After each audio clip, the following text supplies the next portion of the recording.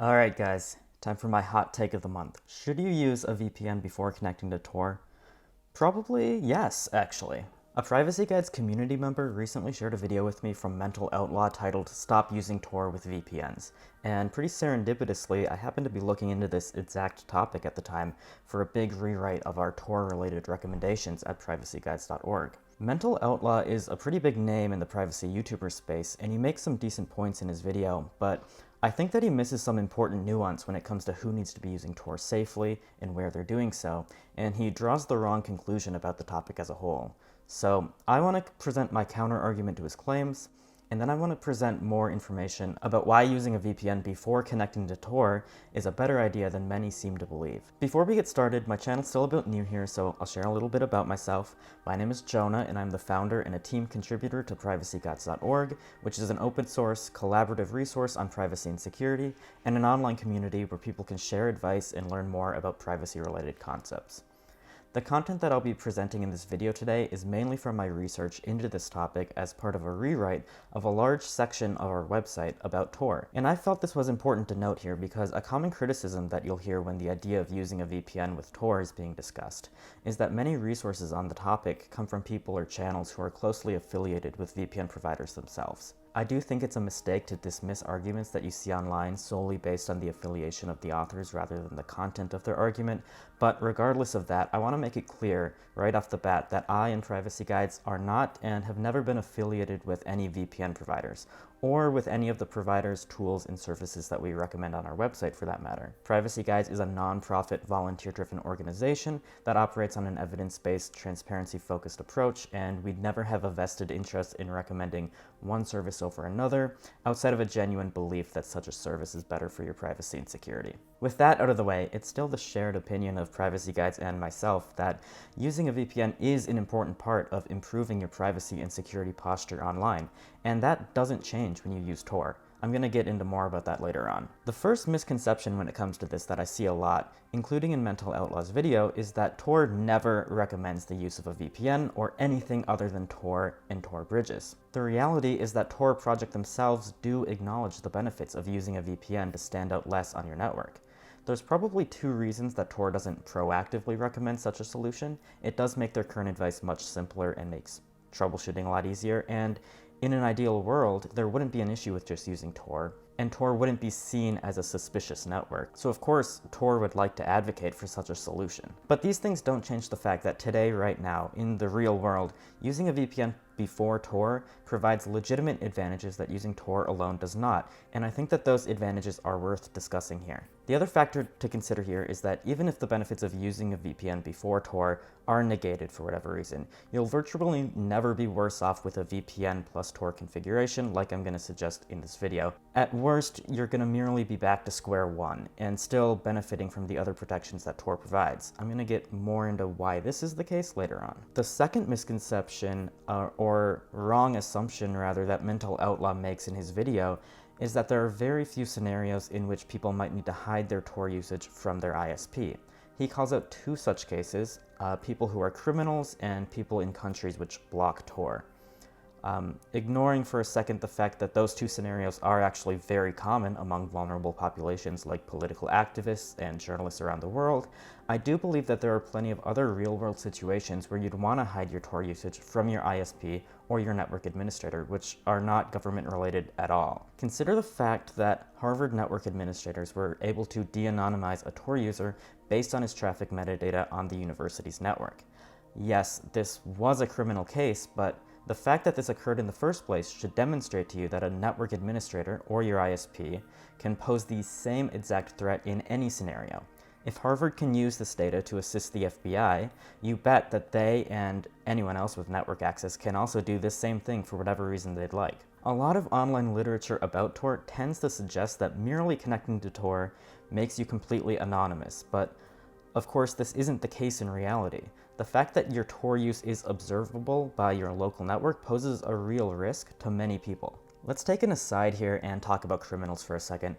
When we talk about privacy and security, we tend to reference a lot of criminal news stories and court cases in our approach. I want to explain why this is the case and why you shouldn't misconstrue the advice in this video and privacy advice in general as being geared towards defending criminals. First off, it's simply more newsworthy when criminals fail at privacy, and court cases are very well documented, especially in the United States. So there are simply many more real-world examples to point to when we're explaining privacy failures in the real world.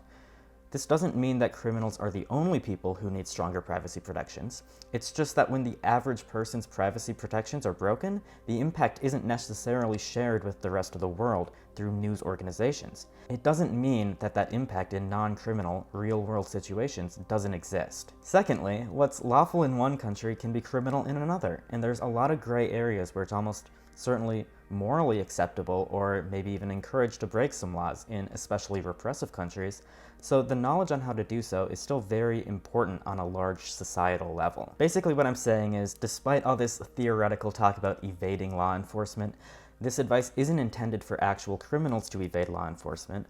I just want you to use these examples that we talk about and think about ways in which they might apply to your regular everyday life.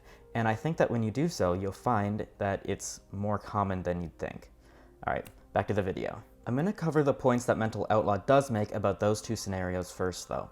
When it comes to evading censorship, we're in agreement. Using a VPN with Tor is not censorship circumvention advice for people in countries which block VPNs as well. The reason I do generally recommend using a VPN before Tor is to make your traffic blend in better with commonplace VPN user traffic and provide you with some level of plausible deniability by obscuring the fact that you're connecting to Tor from your ISP. Connecting to a VPN is almost always less suspicious to network monitors because commercial VPN providers are used by everyday consumers for a variety of mundane tasks like bypassing geo restrictions, even in countries with heavy internet restrictions.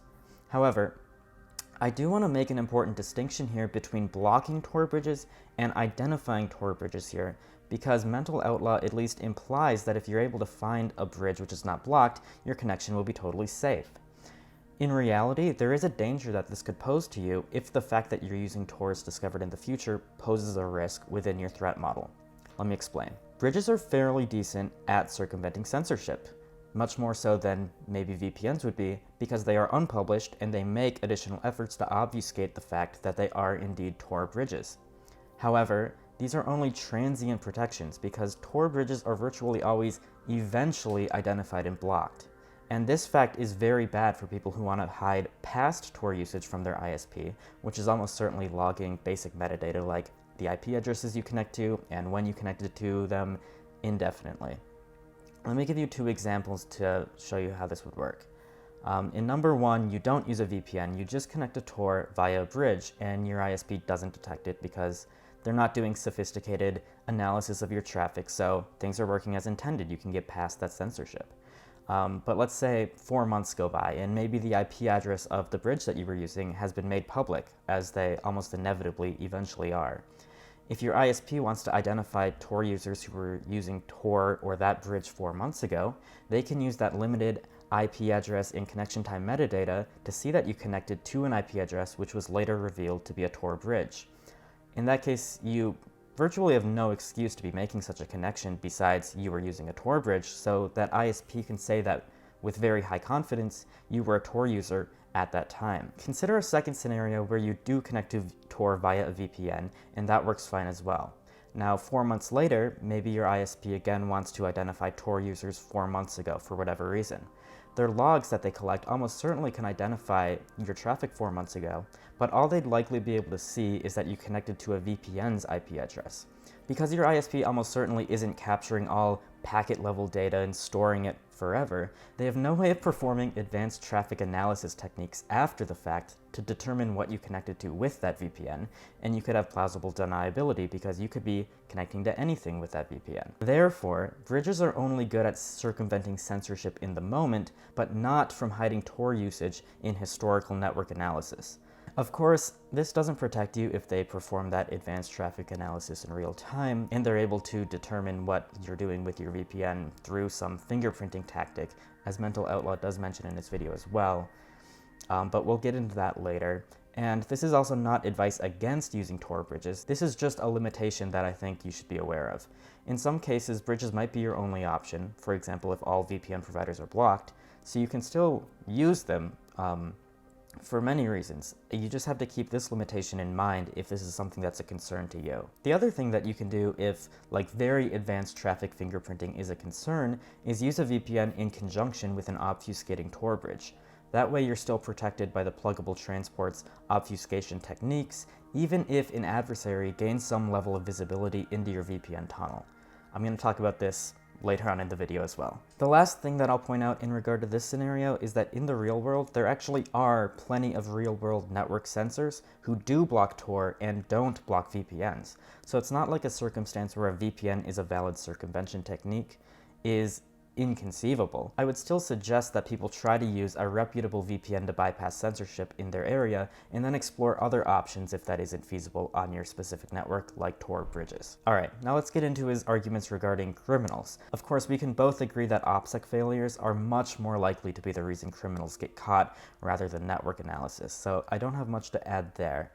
However, Mental Outlaw in his video goes on to make the argument that using a VPN to connect to Tor is going to make you stand out more than just using Tor on your network, and this is where I strongly disagree. His first claim is that international entities like Interpol are global passive adversaries. He doesn't use that term exactly, but he describes them as if they are. And for context, a global passive adversary is an entity which can monitor the network traffic of every Tor node, every VPN, and every ISP in the world. There's no evidence to suggest that anybody, including law enforcement agencies like Interpol, have the capability to actually act as global passive adversaries in the real world. Merely having global jurisdiction doesn't imply that your organization has on-demand global access to every single ISP on Earth, which is something that would be required to perform the analysis that he's suggesting. An investigative agency would have to coordinate with every single ISP on the chain separately, and there are plenty of situations where that would be virtually an impossible task. However, let's give the benefit of the doubt for a second and look at a scenario where a global passive adversary does exist and you're worried about defending against them. In that scenario, the facts of the matter are very clear. Tor does not protect you in the first place, and using Tor with a VPN does not protect you as well. You're not protected against global passive adversaries in any scenario using Tor, and this is something that's very clearly defined in Tor's threat model. And the security of Tor does kind of hinge on the idea that such an adversary doesn't exist in the first place.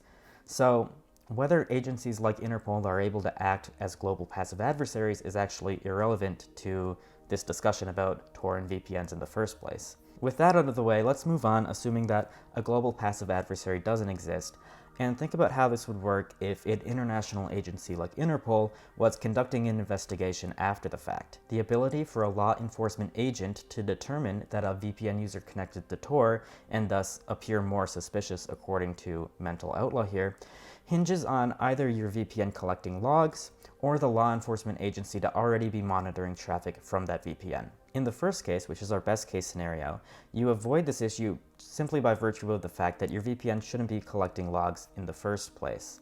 Maybe a shady VPN provider might be collecting logs secretly, but I'm reasonably confident that the VPN providers we recommend at Privacy Guides, for example, are not. And the entire point of using a VPN in the first place is that you trust them to not log more than you trust your ISP to not log. However, for the sake of the argument, let's pretend that your VPN provider is secretly logging. Then it becomes the same situation as our second case here. In this second worst case scenario, the agency in question already has some sort of in with your VPN provider, and it's logging all of that traffic. That means that they can likely see that you're using a VPN to connect to Tor. However, they could just as likely do this to your regular ISP too if you don't use a VPN. So in this example, all this means is that you're back to square one, and they know that you connected to Tor, but not what you connected to, because of course Tor obfuscates this information. So even in our worst case scenario here, you're in the same place as you were without using a VPN. You're not worse off than if you had just connected to Tor. Then he claims that connecting to Tor via VPN will make you stick out like a sore thumb, and that most Tor users connect directly to Tor. However, this hinges on either our worst case scenario from earlier being true, or the frankly, kind of absurd idea that he poses in the video that they can tell that you're connecting to Tor via that VPN because they've broken the encrypted tunnel and they can read your traffic. This scenario is unrealistic and defeats the point of a VPN in the first place, but we can still cover some of these possibilities here. The first way that your ISP or network administrator might be able to determine that you're connecting to Tor through your encrypted VPN tunnel is through analysis called traffic fingerprinting, perhaps the most realistic way to detect Tor users inside a VPN. But that isn't to say that it's realistic at all, though. Lots of research is done into traffic fingerprinting, and many reputable experts, including Tor Project themselves, don't believe that it's a realistic threat in real-world scenarios, because the research that is done on this subject is often conducted in highly controlled, perfect environments that don't correspond to real-world actual traffic in any way. That being said, if you are still concerned about the possibility of traffic fingerprinting methods being used to detect that you're using Tor through your VPN provider, you always have the option to use a VPN in addition to a pluggable transport or Tor bridge to obfuscate your traffic fingerprint even further. That way you're still protected by the pluggable transport's obfuscation techniques, even if an adversary gains some level of visibility into your VPN tunnel. And as an aside, if you do decide to go this route, I'd recommend connecting to an OBFS4 bridge behind your VPN for optimal fingerprinting protection, rather than a bridge like Meek or Snowflake. Anyways, the second way they could determine you're using Tor through a VPN is the scenario we talked about earlier where your VPN is compromised or provides such logs to your adversary. And as I explained earlier, this scenario is unlikely and not going to help much with law enforcement because they still need to take the additional step of determining what your Tor traffic actually was. That being said, it is still a potentially valid argument that if all of that occurs, it will make your traffic potentially more valuable to decrypt, and therefore law enforcement might spend additional resources on decrypting your Tor traffic after they determine that you made the initial connection through a VPN. I still don't agree that this is a realistic concern for two reasons. First of all, many people connect to Tor via a VPN already for various reasons. I really don't think that you're going to stand out significantly more from other Tor users, even if you do use a VPN in addition to Tor, as he posits, based on this factor alone. Even if they do put extra effort into decrypting your traffic, this is still a very challenging task to complete. There's no evidence to suggest that determining what you connected to via Tor with traffic analysis during investigations like this is even possible in the first place. So in our worst case scenario, investigators are still posed with a virtually impossible task anyways. So with all of that in mind, let's take a step back from all of these theories for a second. You know what else makes you stick out on your network? Using Tor. Tor is very easy to identify on your local network if you connect to it directly, and using a bridge doesn't change that, by the way. And unlike a commercial VPN provider, most network monitors unfortunately interpret Tor connections as people who are likely trying to evade authorities. That's just the reality of the situation. In a perfect world, again, Tor would be seen by authorities as a tool with many uses, like how VPNs are viewed, thanks to the incessant marketing of VPNs as a tool to do mundane things like stream videos on YouTube or something. Using a real VPN provides you with better plausible deniability along the lines of, I was just using it to watch Netflix or something, that Tor simply doesn't provide you at this time. So the ultimate point that I'm trying to make with my VPN before Tor recommendation is that such a configuration only provides you with additional privacy protections from your ISP, with the understanding that all of you should, in theory, trust your VPN provider over your ISP anyways. Therefore, any of the potential risks of using a VPN before Tor are basically irrelevant because we've already established that the risks of your ISP having that knowledge are almost certainly higher. If you do want more information about that topic, I would definitely suggest going to privacyguides.org and reading the VPN overview articles in the knowledge base for more information. Alright, so I think we've gotten to the point where I want to share with you my actual advice on this topic. And here it is. If you live in a free country, if you're accessing mundane content via Tor, if you aren't worried about your ISP or local network administrators having the knowledge that you're using Tor, you can likely connect to Tor directly via standard means like Tor browser without worry and without using a VPN. In fact, this is helpful to do so on a larger scale because it helps destigmatize Tor usage for other users, and it gets us closer to the perfect ideal world that Tor envisions that we talked about earlier. However, if you already use a trusted VPN provider every day, or if your threat model includes an adversary which is capable of extracting information from your ISP, or your adversaries include your local ISP itself, or any local network administrators before your ISP, then I think you should almost certainly connect to Tor through a VPN. Really quick, let's run through a few common misconceptions. Number one, using a VPN with Tor makes you stand out more because you're sending your traffic through 4 hops. I see this 4 hops argument a lot, but it doesn't really make a lot of sense because of how Tor is designed. If you could stand out on the Tor network based on what your network configuration looks like before the Tor connection, this would obviously defeat the purpose of Tor in the first place if you think about it, because you could be fingerprintable based on your ISP's configuration. Using a VPN before Tor should not increase your fingerprintability to either the destination or to Tor relays. Number 2, similarly, another misconception that I hear is that using a VPN with Tor gives you a permanent entry node. And this misunderstands the role that a VPN plays in this situation. Your VPN is replacing your ISP. It's not replacing any Tor nodes on the Tor network. The reality is that things on your network before your Tor entry node can't be detected and fingerprinted by observers on the Tor network or at your destination. This is basically the same thing as number 1, but I just want to reiterate here that as long as your last 3 connections are through the Tor network, you're not losing any benefits of the Tor network by using a VPN as well. Number 3 is that there's a need to disable the VPN that you already use before you connect to Tor. And this is basically the crux of what we've been talking about throughout this video, but I just wanted to be clear that if you use a VPN already, there's no reason to disable it before connecting to Tor. Many online resources take the guidance about using a VPN with Tor too far and claim that it's actively dangerous to do so, and there's no situations at all where a VPN and Tor can be combined. But this isn't true when you're connecting to that VPN before Tor, and disconnecting from your VPN just to connect to Tor every time will only serve to make your network traffic more suspicious and potentially cause other things on your system, which were previously protected by your VPN, to leak information. There's no added danger to keeping your VPN connection established at all times. Ooh, alrighty. Now that all of this is finally out of the way, let me talk to you about using a VPN with Tor properly really quick. To be absolutely clear with you, the configuration that I'm recommending is that you connect to your VPN first, and then you connect to Tor through that VPN.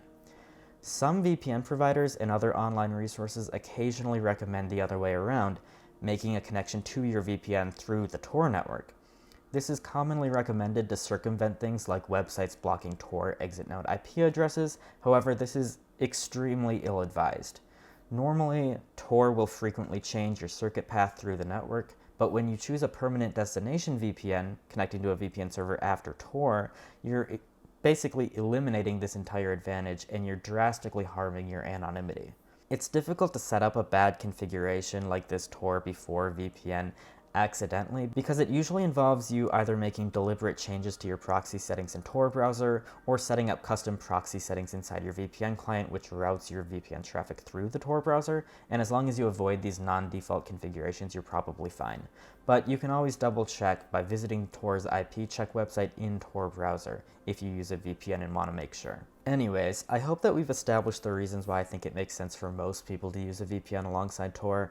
I just want to leave you with a few final notes really quick. 1, Tor never protects you from exposing yourself by mistakes, such as if you share too much information about your real-world identity.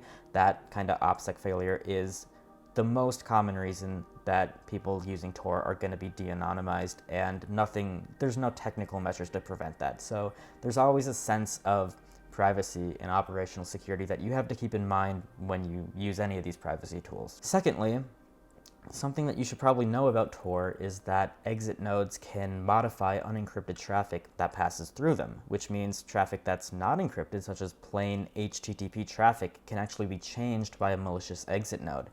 We've seen this before where some malicious exit nodes change downloads to replace them with malware, or change websites that are unencrypted to hijack cryptocurrency transactions and that kind of thing.